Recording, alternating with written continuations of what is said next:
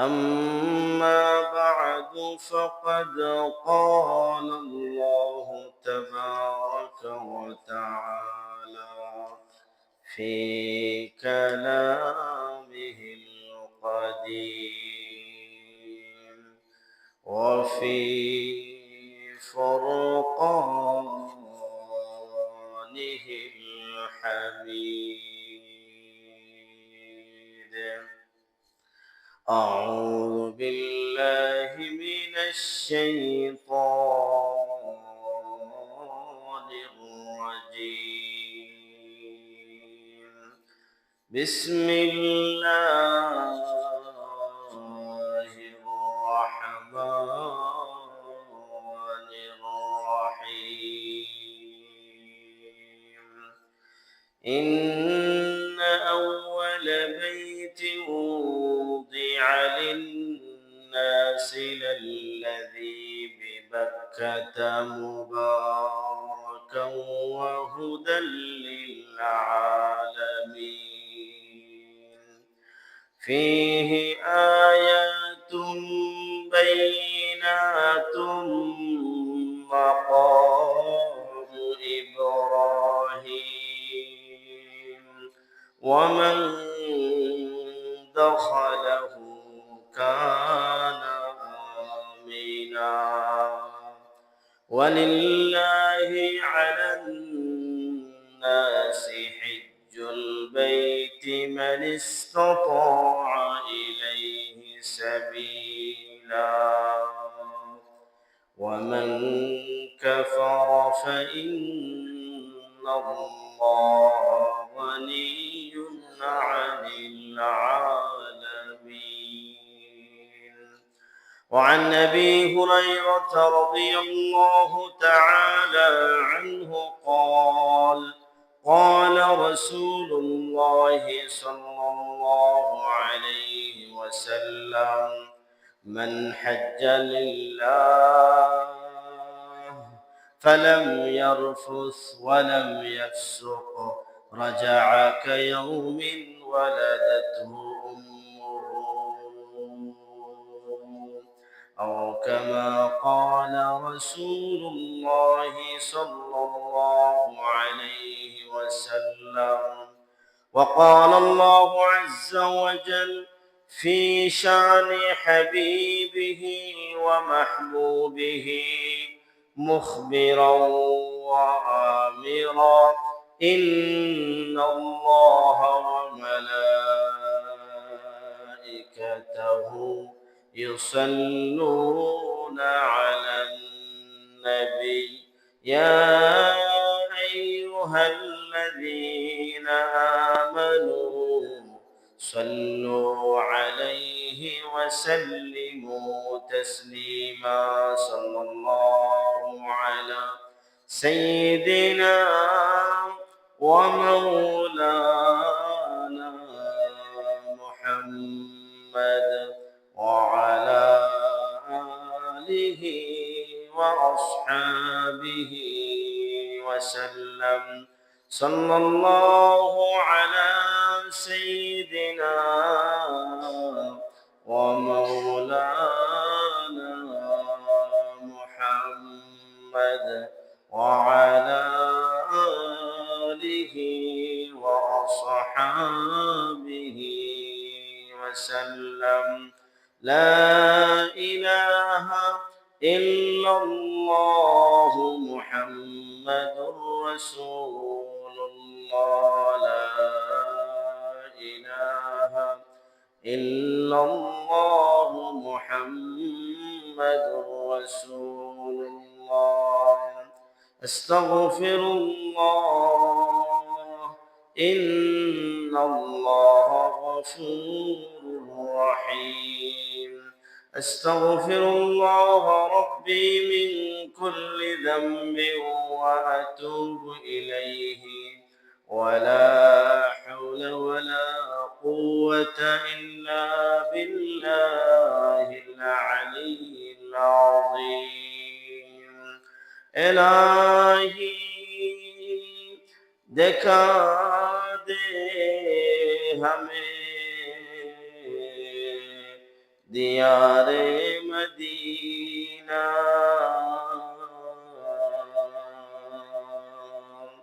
इलाही दिखा दे हमें दियारे मदीना। इलाही बना दे हमें गुबारे मदीना। बलगल उला बिकमालिही कशफ दुजा बिजमालिही हसनत जमीअ खिसालिही सल्लू अलैहि व आलिही। हुए मेरे मस्कन हवाली काबा। हुए मेरे मस्कन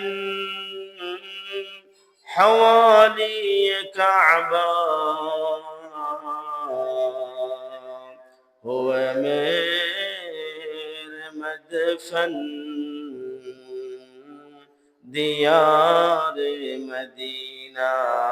बलगल उला बिकमालिही कशफ दुजा बिजमालिही हसनत जमीअ खिसालिही सल्लू अलैहि व आलिही। सुब्हानक ला इल्म लना इल्ला मा अल्लमतना इन्नका अंतल अलीमुल हकीम। रब्बि इश्रह ली सदरी व यस्सिर ली अमरी वाहलुल उक़दतम मिन लिसानी यफ़क़हू क़ौली। আলহামদুলিল্লাহ, মহান রব্বুল আলামিনের অসংখ্য অগণিত শুকরিয়া যে মহান রব্বুল আলামিন আমাদেরকে হজের মৌসুমে মুতবররক সময়ে মুতবররক দিন আল্লাহ পাক রব্বুল আলামিন দুনিয়ার সমস্ত ঝামেলা থেকে ফারিগ করে সালাতুল জুমআ আদায় করার জন্য মসজিদে আসার তৌফিক দান করেছেন। তাই আমরা মহান রব্বুল আলামিনের দরবারে শুকরিয়া আদায় করি, আলহামদুলিল্লাহ। মুহতারাম হাজিরিন, আমরা গত জুমআয় হজ কাকে বলে, কার উপর হজ ফরজ, কারো হজ ফরজ হইলে জীবনে সে একবার হজ করবে, এ ব্যাপারে আমরা আলোচনা করেছি। মুহতারাম হাজিরিন, এই জুমায় আমরা হজের ফজিলত কি গত জুমায়ও কিঞ্চিত আলোকপাত করা হয়েছিল, আলোচনা করা হয়েছিল। তো আল্লাহর রাসূল সাল্লাল্লাহু আলাইহি ওয়াসাল্লাম হাদিসের মধ্যে বলেন, যে হাদিসটা হযরত আবু হুরায়রা রাদিয়াল্লাহু তাআলা আনহু থেকে বর্ণিত। عن أبي هريرة رضي الله تعالى عنه قال قال رسول الله صلى الله عليه وسلم من حج فلم يرفث ولم يفسق رجع كيوم ولدته أمه। আল্লাহর রাসূল সাল্লাল্লাহু আলাইহি ওয়াসাল্লাম বলেন, যে ব্যক্তি একমাত্র আল্লাহ পাক রব্বুল আলামিনের সন্তুষ্টির উদ্দেশ্যে হজ করলো, হজ পালন করলো, আর কোনো অন্যায় অশ্লীল কাজ সে করলো না, তাহলে হজ থেকে যেন সে ফিরে আসলো এমন অবস্থায় যেন একটা শিশু তার মায়ের পেট থেকে যেরকম নিষ্পাপ হয়ে জন্মগ্রহণ করে, ঠিক তেমনি ভাবে ওই হাজী সাহেব হজ করে এরকম নিষ্পাপ হয়ে বাড়িতে ফিরে আসেন। সুবহানাল্লাহ। তবে শর্ত হলো হজে থাকা অবস্থায় কোনো অন্যায় কাজ করা যাবে না, কোনো অশ্লীল কাজ করা যাবে না। অন্যায় অশ্লীল কাজ ছেড়ে হজের সফরের মধ্যে কোনো সাথীকে কষ্ট দেওয়া যাবে না, কারো মাল অন্যায়ভাবে ব্যবহার করা যাবে না। সে যদি এই অন্যায় অশ্লীল কাজ থেকে বেঁচে সে একমাত্র আল্লাহকে রাজি খুশি করার জন্য, যে আল্লাহ পাক রব্বুল আলামিন আমাকে সম্পদ দিয়েছেন এজন্য আমি হজে এসেছি, আল্লাহ আমাকে তৌফিক দিয়েছেন এজন্য আমি হজ পালন করতে পেরেছি, এই আল্লাহ পাক রব্বুল আলামিনকে একমাত্র সন্তুষ্টি করার জন্য দুনিয়ার কোনো গরজে নয় যে আমি হজ করে আমার নামের শুরুতে আমি হাজি লিখবো, আমাকে মানুষ হাজি বলে ডাকবে, এরকম নয়, বরং একমাত্র আল্লাহকে সন্তুষ্ট করার জন্য সে যদি হজ করে, তাহলে হজ করে সে এমন অবস্থায় ফিরে আসলো, নিষ্পাপ হয়ে ফিরে আসলো, যেন যেরকম একটা বাচ্চা তার মায়ের পেট থেকে নিষ্পাপ অবস্থায় জন্মগ্রহণ করে। সুবহানাল্লাহ, কত ফজিলত। عن ابي هريره رضي الله تعالى عنه قال سمعت النبي صلى الله عليه وسلم يقول من حج لله فلم يرفث ولم يفسق من حج لله فلم يرفث ولم يفسق من حج لله فلم يرفث ولم يفسق غفر له ما تقدم من ذنبه। আবু হুরায়রা রাদিয়াল্লাহু তাআলা আনহু থেকে আরেকটি হাদিস বর্ণিত, রাসূলুল্লাহ সাল্লাল্লাহু আলাইহি ওয়াসাল্লাম বলেন, যে ব্যক্তি আল্লাহ পাক রব্বুল আলামিনকে সন্তুষ্ট করার জন্য, আল্লাহকে রাজি খুশি করার জন্য হজ করলো, আর হজের মধ্যে কোনো অন্যায় অশ্লীল কাজ করলো না, তাহলে আল্লাহ পাক রব্বুল আলামিন তার পিছনের সমস্ত গুনাহকে maaf করে দিবেন। সুবহানাল্লাহ, গফিরা লাহু মা তাকাদ্দামা মিন যামবিহি, তার পিছনের যত গুনাহ আছে সমস্ত গুনাহকে আল্লাহ পাক রব্বুল আলামিন maaf করে দিবেন। বুখারী শরীফের হাদিস। عن ابي هريره رضي الله تعالى عنه ان رسول الله صلى الله عليه وسلم قال العمره الى العمره كفاره لما بينهما والحج المبرور ليس له جزاء الا الجنه। আবু হুরায়রা রাদিয়াল্লাহু তাআলা আনহু বলেন, রাসূলুল্লাহ সাল্লাল্লাহু আলাইহি ওয়াসাল্লাম বলেন, এক ব্যক্তির এক উমরা থেকে নিয়ে আরেক উমরা পর্যন্ত, একজন ব্যক্তিকে আল্লাহ সম্পদ দিয়েছেন, সে উমরা করতেছে, আল্লাহর রাসূল সাল্লাল্লাহু আলাইহি ওয়াসাল্লাম বলেন, এক উমরা থেকে নিয়ে আরেক উমরা পর্যন্ত মধ্যখানে যত গুনাহ হবে আল্লাহ পাক রব্বুল আলামিন সমস্ত গুনাহকে maaf করে দিবেন। সুবহানাল্লাহ। এরপর আল্লাহর রাসূল বলেন, ওয়াল হজ্জুল মাবরুর লাইসা লাহু জাযাউন ইল্লাল জান্নাহ। হজ্জ মাবরুরের প্রতিদান হলো একমাত্র জান্নাত। হজ্জ মাবরুর বলতে হজ্জ মকবুল, অর্থাৎ যে বান্দা হজ করে তার হজকে আল্লাহর দরবারে কবুল করাইতে পারছে, আল্লাহ পাক রব্বুল আলামিন তার হজকে গ্রহণ করে নিয়েছেন, ওই ব্যক্তির হজের জাযা, হজের প্রতিদান একমাত্র জান্নাত। আল্লাহ পাক রব্বুল আলামিন এর বিনিময়ে তাকে জান্নাত দিয়ে দিবেন। এটাও বুখারী শরীফের হাদিস। عن عبد الله قال قال رسول الله عن عبد الله قال رسول الله صلى الله عليه وسلم تابعوا بين الحج والعمرة فإنهما ينفيان الفقر والذنوب كما ينفي الكير خبث الحديد والذهب والفضة وليس للحج المبرور ثواب دون الجنة। আব্দুল্লাহ থেকে হাদিস বর্ণিত, তিনি বলেন, রাসূলুল্লাহ সাল্লাল্লাহু আলাইহি সাল্লাম বলেছেন, আমরা অনেকে মনে করি যে হজে যাব, হজে বর্তমানে তো হজে গেলে প্রায় 5 লক্ষ টাকা লাগে, এত লক্ষ টাকা খরচ করে হজে যাব, আমার তো সম্পদ কমে যাবে। আল্লাহর রাসূল সাল্লাল্লাহু আলাইহি সাল্লাম বলেন, না, হজের মধ্যে যে খরচ হয়, যত বেশি খরচ হোক না কেন, এতে কি হয় না, সম্পদ খরচ হবে না, সম্পদ কমবে না, বরং আল্লাহ পাক রব্বুল আলামিন কি করবেন, সম্পদের মধ্যে বরকত সৃষ্টি করে দিবেন। قال رسول الله صلى الله عليه وسلم تابعوا بين الحج والعمرة, তোমরা হজ এবং উমরা, আল্লাহ পাক রব্বুল আলামিন যদি সামর্থ্য দিয়ে থাকেন তাহলে হজ উমরা তোমরা করতে থাকো। তাবিউ বাইনাল হজ্জি ওয়াল উমরা, তোমরা হজ এবং উমরা করতে থাকো। এর দ্বারা ফায়দা কি, ফাইন্নাহুমা ইয়ানফিয়ানিল ফাকরা ওয়াজ যুনুব। হজ এবং উমরা মানুষের গুরবতিকে দূর করে দেয়, তার গরিব হালতকে দূর করে দেয়। ফাইন্নাহুমা ইয়ানফিয়ানিল ফাকরা ওয়াজ যুনুব, তার দারিদ্রতাকে মোচন করে দেয়। হজের দ্বারা মানুষ গরিব হয় না, সম্পদ কমে না। আল্লাহ রাসূল বলেন, ফাইন্নাহুমা ইয়ানফিয়ানিল ফাকরা ওয়াজ যুনুব, হজ এবং উমরার দ্বারা মানুষের দারিদ্রতা কমে, দারিদ্র বিমোচন হয়, এবং আল্লাহ পাক রব্বুল আলামিন তার গুনাহকেও মাফ করে দেন। ফাইন্নাহুমা ইয়ানফিয়ানিল ফাকর ওয়াজ-যুনুব, তোমরা একের পর এক হজ এবং উমরা করতে থাকো, এর দ্বারা আল্লাহ পাক রব্বুল আলামিন তোমাদের দারিদ্র্যকেও মোচন করে দিবেন এবং তোমাদের গুনাহকেও মাফ করে দিবেন। কিভাবে? কিভাবে? কামা ইয়ানফিল কিরু খাবাসাল হাদিদ ওয়াজ-যাহাবি ওয়াল ফিদ্দা, এরকম যেরকম কামারের হাপুড় তার লোহার জংকে হাপুড় দ্বারা দূর করে এই সমস্ত লোহার থেকে জংকে দূর করে দেয়, ঠিক তেমনি ভাবে হজ এবং উমরা মানুষের গুনাহকে দূর করে দেয়। কামারের যে হাপুড় আছে, যে হাপুড় দ্বারা সে আগুনকে প্রজ্বলিত করে এবং এই আগুন দ্বারা সে লোহার জংকে দূর করে, ঠিক তেমনি ভাবে হজ এবং উমরা মানুষের গুনাহকে এরকম মিটিয়ে দেয়, মোচন করে।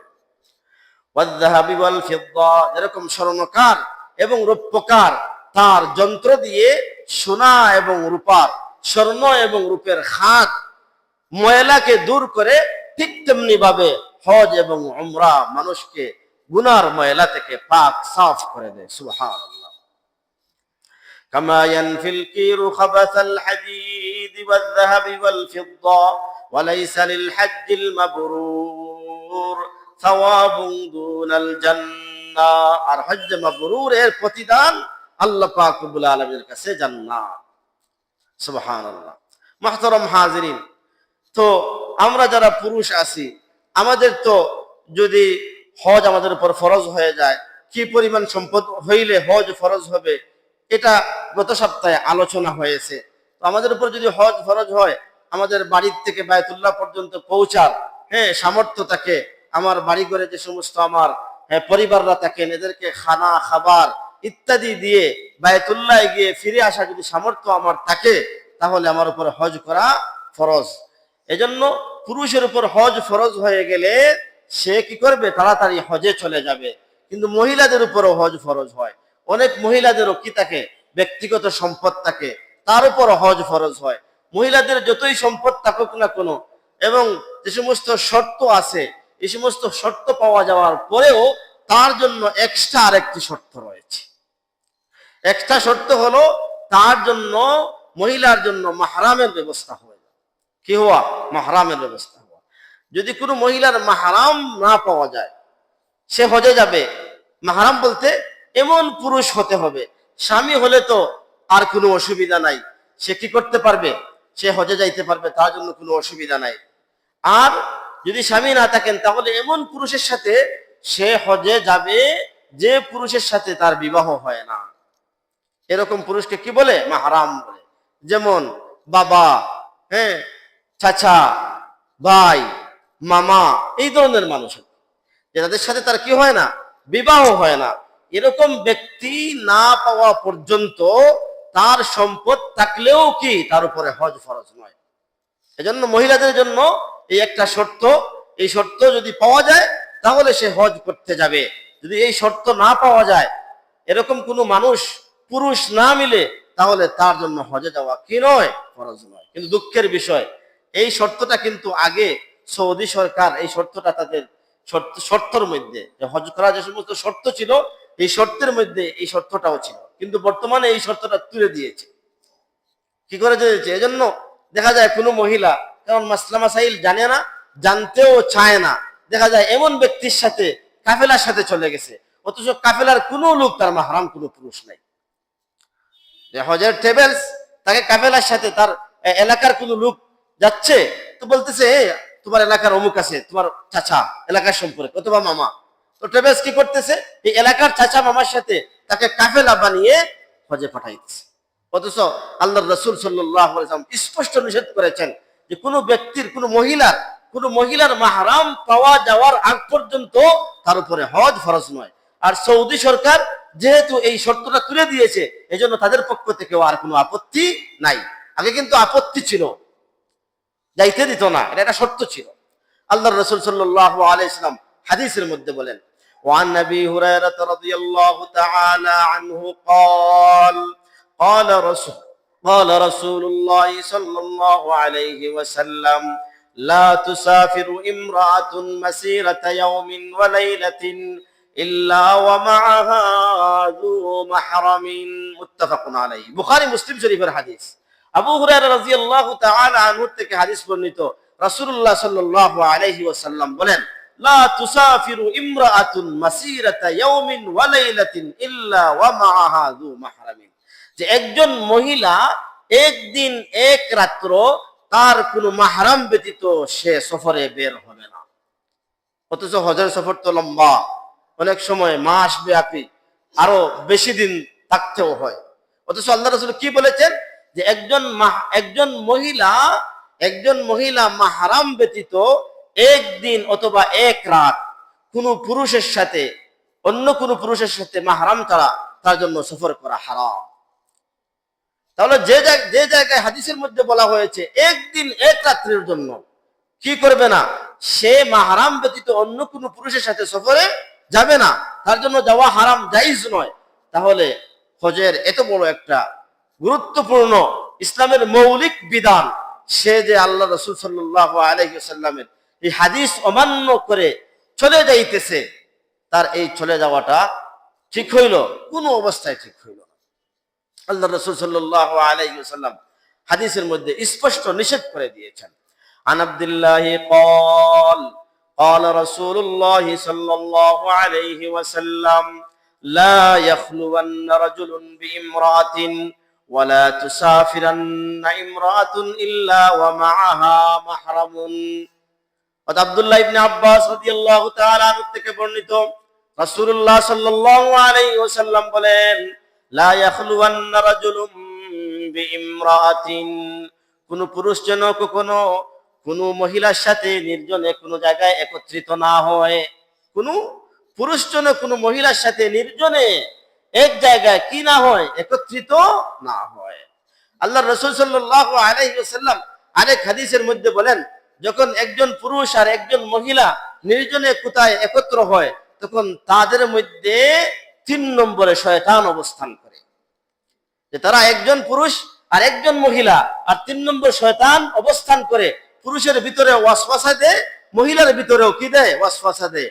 পুরুষের ভিতরেও গুনার খাইশাত সৃষ্টি করে, মহিলার ভিতরেও কি করে, গুনার খাইশাত তামান্না সৃষ্টি করে, এরপরে গুনার মধ্যে লিপ্ত করে দেয়। আল্লাহর রাসূল সাল্লাল্লাহু আলাইহি ওয়াসাল্লাম হাদিসের মধ্যে স্পষ্ট বলেছেন, লা ইয়াখলুওয়ান্না রাজুলুন বিইমরাআতিন, যে কোনো পুরুষ যেন নির্জনে কোনো বেগানা মহিলার সাথে একত্রিত না হয়, একত্রিত না হয়।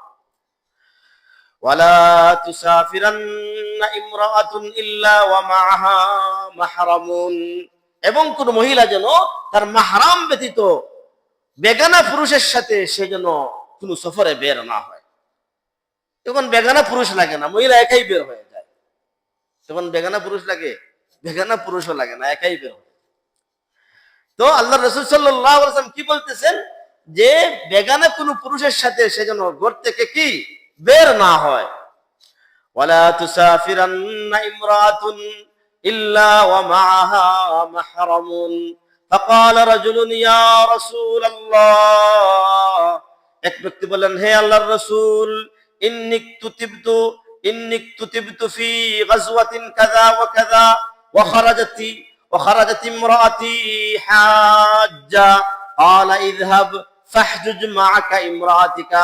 এক সাহাবী আল্লাহ রাসূল সাল্লাল্লাহু আলাইহি ওয়াসাল্লামকে এসে বললেন, ইয়া রাসূলুল্লাহ, আমি হজের সফরে নাম লিখে দিয়েছি, আমি এই বছর হজে যাব, আমি তালিকার মধ্যে আমার নাম লিপিবদ্ধ করেছি। ইয়া রাসূলুল্লাহ, আমি হজে যাব, এই জন্য হজের তালিকায় আমি আমার নাম লিখে দিয়েছি, আর আমার স্ত্রী একা একা হজে রওনা হয়ে গেছেন। আল্লাহ রাসূলকে ওই সাহাবী কি বলতেছেন, ইয়া রাসূলুল্লাহ, হজের সফরের তালিকায় আমি আমার নাম লিখিয়েছি, আর আমার স্ত্রী একা একা হজের সফরে রওনা হয়ে গেছেন। আল্লাহ রাসূল কি বললেন, ক্বালা ফাযহাব ফাহজুজ মা'আকা ইমরাআতিকা। আল্লাহ রাসূল সাল্লাল্লাহু আলাইহি ওয়াসাল্লাম ওই সাহাবীকে বললেন, তোমার হজ করা লাগবে না। তোমার কি করা লাগবে না? তোমার জিহাদ করা লাগবে না। তোমার কি করা লাগবে না? তোমার জিহাদ করা লাগবে না, তুমি তোমার স্ত্রীর সাথে হজে চলে যাও। অথচ জিহাদ ও ইসলামের একটি ফরজ বিধান। জিহাদ কি? ইসলামের একটি ফরজ বিধান। আল্লাহ রাসূল সাল্লাল্লাহু আলাইহি ওয়াসাল্লাম কি বললেন, যে তোমাকে জিহাদে যেতে হবে না, তুমি জিহাদে চলে যাইবা, আর তোমার স্ত্রী একা একা হজ করতে যাবে, এটা শরীয়ত কখনো সাপোর্ট করে না, গ্রহণ করে না। তুমি জিহাদ ছেড়ে তুমি তোমার স্ত্রীর সাথে হজে চলে যাও, তোমার স্ত্রীকে একা একা হজে পাঠানো যাবে না। মাহতারাম হাজরিন, عن عائشة أم المؤمنين أنها قالت يا رسول الله صلى الله عليه وسلم نرى الجهاد أفضل العمل أفلا تجاهد؟ قال لا، لكن أفضل الجهاد حج مبرور. عائشة صديقة رضي الله تعالى عنها أم المؤمنين عائشة صديقة رضي الله تعالى عنها বললেন, ইয়া রাসূলুল্লাহ নারাল জিহাদ আফজালাল আমালি, ইয়া রাসূলুল্লাহ জিহাদ তো অনেক বড় আফজল উত্তম ইবাদত। নারাল জিহাদ আফজালাল ইবাদ, ইয়া রাসূলুল্লাহ আমরা তো জিহাদকে আফজল উত্তম সর্বোত্তম ইবাদত মনে করি। আফালা তুজাহিদু, আফালা মহিলারা কি জিহাদে যাবে না? অথচ জিহাদ ফজিলত আফজল এক ইবাদত, তাহলে মহিলারা কি জিহাদে যাবে না? আল্লাহ রাসূল লাকিন আফজালাল জিহাদি হাজ্জুন মাবরুর, আল্লাহর রাসূল সাল্লাল্লাহু আলাইহি ওয়াসাল্লাম বলেন, না, তোমাদের জন্য জিহাদ নয়, তোমাদের জন্য হজ্জ মাবরুর হলো উত্তম। অর্থাৎ এমন হজ তোমরা করবে যে হজটা আল্লাহ পাক রব্বুল আলামিনের কাছে মকবুল হবে, গ্রহণযোগ্য হবে। মুহতারাম হাজিরিন, আমরা অনেকে হজ উমরার মধ্যে আমাদের সন্তানাদিকে নিয়ে যাই, ছোট সন্তানাদি নাবালিগ সন্তানাদিকে নিয়ে যাই। হ্যাঁ, টাকা আছে এজন্য আমি যাব, আমার স্ত্রী যাবেন, সাথে আমার ছোট ছেলে অথবা মেয়ে যে নাবালিগ, যার উপরে হজ ফরজ নয়। আমি গত সপ্তাহেও বলেছি, নাবালিগের উপর কাছে যদি সম্পদ থাকেও তবুও তার উপরে কি নয়, হজ ফরজ নয়। কারণ হজ ফরজ হইতে শর্ত হলো ওই ব্যক্তি কি হতে হবে, বালিগ হতে হবে। এখন যদি কোনো ব্যক্তি, কেউ কোনো ছেলে অথবা মেয়ে আপনি নাবালিগ অবস্থায় তার সম্পদ আছে আর তাকে হজে নিয়ে গেলেন, তাহলে এর দ্বারা তার ফরজ হজ আদায় হবে না, বরং বালিগ হওয়ার পরে সে হজ করতে হবে, হজ করতে হবে। তাহলে সে যে তাকে যে আপনার সাথে নিয়ে গেলেন, হ্যাঁ নাবালিগ, তার উপর তো হজ ফরজ নয়, টাকা আছে এজন্য নিয়ে গেলেন, তাহলে এই হজের সওয়াবটা কে পাবে? আল্লাহর রাসূল সাল্লাল্লাহু আলাইহি ওয়াসাল্লাম বলেন, এই হজের সওয়াব তার বাবা এবং মায়ের নামায়ে আমালে লিপিবদ্ধ করে দেওয়া হবে। সুবহানাল্লাহ। عن عبد الله قال لقي النبي صلى الله عليه وسلم ركبا بالروحاء فقال من القوم؟ قالوا المسلمون. قالوا من أنت؟ قال رسول الله. فرفعت إليه امرأة سبيا فقالت ألي هذا حج؟ قال نعم ولك أجر. আব্দুল্লাহ থেকে হাদিস বর্ণিত, আব্দুল্লাহ রাদিয়াল্লাহু তাআলা আনহু থেকে হাদিস বর্ণিত, উনি বলেন, লাকিয়ান নবী সাল্লাল্লাহু আলাইহি ওয়াসাল্লাম রাকবাম বির-রাওহা, আল্লাহর রাসূল সাল্লাল্লাহু আলাইহি ওয়াসাল্লাম হজের সফরে রাওহা নামীয় একটি স্থানে একটি আরোহী দলের সাথে সাক্ষাৎ ঘটলো। রাওহা নামীয় স্থানে একটা আরোহী দলের সাথে কি ঘটলো? সাক্ষাৎ ঘটলো। ফাকালা মানিল কওম, আল্লাহর রাসূল সাল্লাল্লাহু আলাইহি ওয়াসাল্লাম বলেন যে তোমরা কোন দলের, কোন সম্প্রদায়ের? মানিল কওম, তোমরা কোন কওম থেকে এসেছো? কালু, তোমরা কারা? কালু আল মুসলিমুন, তারা বলল আমরা মুসলমান। তারা কি বলল? বলল আমরা মুসলমান। আল্লাহ রাসূল জিজ্ঞাসা করলেন, মানিল কওম, এরা কারা, এরা কোন সম্প্রদায়, এরা কে? কালু আল মুসলিমুন, তারা বলল আমরা মুসলমান। কালু মান আনতা, তারা বলল আপনি কে? আল্লাহ রাসূলকে চিনতে পারে নাই, এজন্য জিজ্ঞাসা করতেছে, মান আনতা, আপনি কে? কালা রাসূলুল্লাহ, তিনি বললেন আমি আল্লাহ পাক রব্বুল আলামিনের রাসূল। ফারাফাআত ইলাইহি ইমরাতুন সাবিয়ান, তখন একজন মহিলা তার কুলের বাচ্চাকে এরকম তুলে ধরল রাসূলুল্লাহ সাল্লাল্লাহু আলাইহি ওয়াসাল্লামের সামনে। ওই আরোহী কাফেলার মধ্য থেকে একজন মহিলা কি করলো? তার ছোট বাচ্চাকে, নাবালিগ বাচ্চাকে এরকম কুলে নিয়ে রাসূলের সামনে তুলে ধরলো। ফারাফাআত ইলাইহি ইমরাতুন সাবিয়ান ফাকালাত আলি হাযা হাজ্জুন, ইয়া রাসূলুল্লাহ আমরা তো ফরজ হজ আদায় করার জন্য এসেছি, আমার এই বাচ্চার উপরে কি হজ ফরজ? আলি হাযা হাজ্জুন। ক্বালা নাম, অথবা এখানে বলতেছেন আলি হাযা হাজ্জুন, ইয়া রাসূলুল্লাহ এর কি হজ হবে, এর কি হজ হবে, তা সে তো নাবালিগ, তাকে তো হজে নিয়ে যাচ্ছি, তার কি হজ হবে? আল্লাহর রাসূল সাল্লাল্লাহু আলাইহি ওয়াসাল্লাম বলেন, নাম, অবশ্যই তার হজ হবে। এরপরে কি বললেন? ওয়ালাকি আজরুন, তার হজ হবে, কিন্তু হে মহিলা জেনে রাখো, তার হজের সওয়াব তোমার আমল নামায় লেখা হবে, কারণ তুমি তার মাতা। সুবহানাল্লাহ। তাহলে ছোট ছোট বাচ্চাদেরকে, নাবালিগ বাচ্চাদেরকে নিয়ে গেলে তার যে হজের সওয়াব, এটা কার নামায় আমলে লেখা হয়? পিতামাতার আমল নামায় কি করা হয়? লেখা হয়। মুহতারাম হাজিরিন, আমরা যারা আলহামদুলিল্লাহ সম্পদশালী আছি, হ্যাঁ, আমরা তো হজ ফরজ হওয়ার সাথে সাথে হজে চলে যাব, কারণ আল্লাহর রাসূল সাল্লাল্লাহু আলাইহি ওয়াসাল্লাম হাদিসের মধ্যে বলেছেন, যার উপরে হজ ফরজ হয়ে যায় সে যেন ফালিয়াতাআজ্জাল, সে খুব তাড়াতাড়ি হজে চলে যায়, দেরি না করে। এখন আপনার পরিবারে আপনার বাবা ছিলেন, হ্যাঁ, উনি সম্পদশালী ছিলেন, কিন্তু হজে যাবেন যাবেন যাবেন বলে, হ্যাঁ, উনি এক পর্যায়ে মৃত্যুবরণ করলেন, যাইতে পারলেন না। এখন উনার উপরে যে হজটা ফরজ ছিল, এটা কিভাবে আদায় করবেন? উনার উপর থেকে তো হজের যে ফরজিয়তটা ছিল, এটা তো রহিত হয়ে যায়নি, সাকিত হয়ে যায়নি। উনার পক্ষ থেকে এটা তো আদায় করতে হবে। আদায় না করলে উনি গুনাহগার হবেন। আপনি যেহেতু সন্তান আছেন, এজন্য উনার পক্ষ থেকে আপনি এই ফরজটা আদায় করার ব্যবস্থা আপনাকেই করতে হবে। উনি সময় বয়স এরকম সময় পান না, অথবা যাচ্ছেন বলে উনি এক সময় ইন্তেকাল করেছেন, তখন উনার পক্ষ থেকে এই হজটা আদায় করতে হবে। কি করতে হবে? আদায় করতে হবে, যেটাকে আমরা অনেক সময় বদলি হজ বলে থাকি। বদলি হজ করা, এটা শরীয়তের মধ্যে তার উজুত আছে। এই ব্যাপারে বুখারী এবং মুসলিম শরীফের একটা হাদিস বর্ণিত হয়েছে। আন আব্দুল্লাহ قال ان امراه من خصعم قالت يا رسول الله ان فريضه الله على عباده في الحج ادركت ابي شيخا كبيرا لا يثبت على الراحله افاحج عنه قال نعم وذلك في حجه الوداع। এখানে মাযুর ব্যক্তির কথা বলতেছেন। তো খাসাম গোত্রের একজন মহিলা, উনি আল্লাহর রাসূল সাল্লাল্লাহু আলাইহি ওয়াসাল্লামকে বলতেছেন, ইয়া রাসূলুল্লাহ, ইন্না ফারিজাতাল্লাহি আলা ইবাদিহি ফিল হজ্জি আদরাকতু আবি শাইখান কাবীরান। ইয়া রাসূলুল্লাহ সাল্লাল্লাহু আলাইহি ওয়াসাল্লাম, আল্লাহ পাক রব্বুল আলামিন বান্দার উপরে যে হজ ফরজ করে দিয়েছেন, এই হজটা আমার বাবার উপরেও ফরজ। আল্লাহ পাক রব্বুল আলামিন বান্দার উপরে যে হজ ফরজ করে দিয়েছেন, এই হজটা আমার বাবার উপরেও ফরজ। কিন্তু আমার বাবা অতিশয় বৃদ্ধ একজন মানুষ, উনি বাহনের মধ্যে বসতে পারেন না। আগে তো আর বিমান ছিল না, মানুষ সোয়ারির মধ্যে উঠে কি করতো? হজের সফরের মধ্যে যাইতো। আমার বাবার এই পরিমাণ শক্তি নাই, এই পরিমাণ গায়ের মধ্যে শক্তি নাই যে উনি উঠে সোয়ারির মধ্যে বসবেন। এখন আমি কি করতে পারি? উনার উপর তো হজ ফরজ। আদরাকতু আবি শাইখান কাবীরান লা ইয়াসবুতু আলার রাহিলাতি আফাহুজ্জু আনহু ইয়া রাসূলুল্লাহ, আমি কি উনার পক্ষ থেকে হজ করতে পারি? ওই মহিলা কি বললেন, ইয়া রাসূলুল্লাহ, আমার বাবা তো যাওয়ার সামর্থ্য নাই, উনি তো বাহনে বসতে পারেন না, আফাহুজ্জু আনহু, আমি কি উনার পক্ষ থেকে হজ করতে পারি? ক্বালা নাম, আল্লাহ রাসূল বলেন, হ্যাঁ, তুমি তোমার বাবার পক্ষ থেকে হজ করতে পারো। ওয়াযালিকা ফি হাজ্জাতিল ওয়াদা।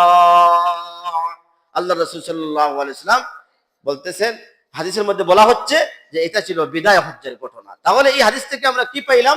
যে আমাদের মাযুর পিতামাতা যদি হজে যাওয়ার সামর্থ্য না থাকে, যাওয়ার যদি পরিস্থিতি না থাকে, তাহলে ওনাদের পক্ষ থেকে আমরা যদি হজ করি, অন্য কাউকে দিয়া করাই, তাহলে ওনাদের পক্ষ থেকে কি হয়ে যাবে? হজ আদায় হয়ে যাবে। আন আব্দুল্লাহ قال إني رجل النبي أتى رجل النبي صلى الله عليه وسلم قال أتى رجل النبي صلى الله عليه وسلم فقال إن أختي نذرت أن تحج وإنها ماتت فقال النبي صلى الله عليه وسلم لو كان عليها دين أكنت قاضيا قال نعم قال فاقضي دين الله فالله أحق بالوفاء। বুখারী এবং মুসলিমের হাদিস। আব্দুল্লাহ রাদিয়াল্লাহু তাআলা আনহু থেকে বর্ণিত। এক ব্যক্তি এসে রাসূলুল্লাহ সাল্লাল্লাহু আলাইহি ওয়াসাল্লামকে বললেন, ইয়া রাসূলুল্লাহ, আমার বোন মান্নত করেছেন হজ করার জন্য। আমার বোন কি করেছেন? মান্নত করেছেন হজ করার জন্য। উনি মান্নত করে উনি মারা গিয়েছেন। আমার বোন হজের মান্নত করে উনি কি করেছেন? উনি ইন্তেকাল করেছেন, উনি মারা গেছেন। ওয়া ইন্নাহা মাতাত ফাকাল an-নাবী সাল্লাল্লাহু আলাইহি ওয়াসাল্লাম, ওই সাহাবী আল্লাহর রাসূল সাল্লাল্লাহু আলাইহি ওয়াসাল্লামের কাছে জানতে চেয়েছেন, ইয়া রাসূলুল্লাহ, আমার বোন যে হজের মান্নত করে মারা গেলেন, এই মান্নত কি পুরা করা লাগবে? আল্লাহর রাসূল বললেন, লাউ কানা আলাইহা দাইনুন আকুনতা কাযিয়াহু। হে সাহাবী, তোমার উপর যদি, তোমার বোনের উপর যদি কারো ঋণ থাকতো, যেমন তোমার বোনের কাছে কেউ ঋণ পাইতো, তাহলে কি তুমি এটা আদায় করতে? প্রশ্ন করলেন আল্লাহ রাসূল সাল্লাল্লাহু আলাইহি ওয়াসাল্লাম, যে বলো তো, তোমার বোন যদি কারো কাছে ঋণ করে যাইতো, তাহলে এই ঋণ তুমি ভাই হিসাবে এটা কি আদায় করতে? কে কাকে বললেন? রাসূলুল্লাহ সাল্লাল্লাহু আলাইহি ওয়াসাল্লাম ওই সাহাবীকে বললেন। ক্বালা নাম, বলেন ইয়া রাসূলুল্লাহ, অবশ্যই। আমার বোন ঋণ করে যাবে, মারা যাবে, আমি ভাই হিসাবে তো অবশ্যই তার পক্ষ থেকে এটা কি করে দিব? আমি আদায় করে দিব। আল্লাহর রাসূল বলেন, ফাকজি দীনাল্লাহ, এতএব তুমি আল্লাহর ঋণ শোধ করো। তোমার বোন তো মান্নত করে গেছেন উনি হজ করবেন, এটা আল্লাহর কাছে ঋণ হয়ে গেছে। যেহেতু তোমার বোনের মানুষের কাছে ঋণ থাকলে তুমি এটা আদায় করতে, এতএব উনি যেহেতু আল্লাহর কাছে ঋণ করে গেছেন, এতএব তুমি আল্লাহর ঋণকে পুরা করো। তুমি কি করো? আল্লাহর ঋণকে পুরা করো। ফাল্লাহু আহাক্কু বিল ওয়াফা, কারণ আল্লাহর ঋণটাকে পুরা করা অধিক যুক্তিযুক্ত। মানুষের ঋণ তো পুরা করবেই, বরং আল্লাহ পাক রব্বুল আলামিনের যে পাওনা আছে এটাও আদায় করা, এটাও পুরা করা বান্দার জন্য কি অতীব জরুরি। মুহতারাম হাজিরিন, আল্লাহ পাক রব্বুল আলামিন আমরা যাদেরকে আল্লাহ সম্পদ দিয়েছেন, আমরা তো অবশ্যই হজে যাব, আমরা হজ করব। এখন কোনো মানুষ, কোনো ব্যক্তি আল্লাহ না করুক, তার উপরে হজ ফরজ হয়েছে, আর যাচ্ছি বলে গেল না, তার জন্য শক্ত ওয়াইদ এসেছে, হাদিসের মধ্যে শক্ত ধমকি এসেছে, যেটা তিরমিজি শরীফের হাদিস। ওয়ান আলীন قال قال رسول الله صلى الله عليه وسلم من ملك زادا وراحلة تبلغه إلى بيت الله ولم يحج فلم يبالي أن يموت يهوديا أو نصرانيا وذلك أن الله تبارك وتعالى يقول والله ولله على الناس حج البيت من استطاع إليه سبيلا।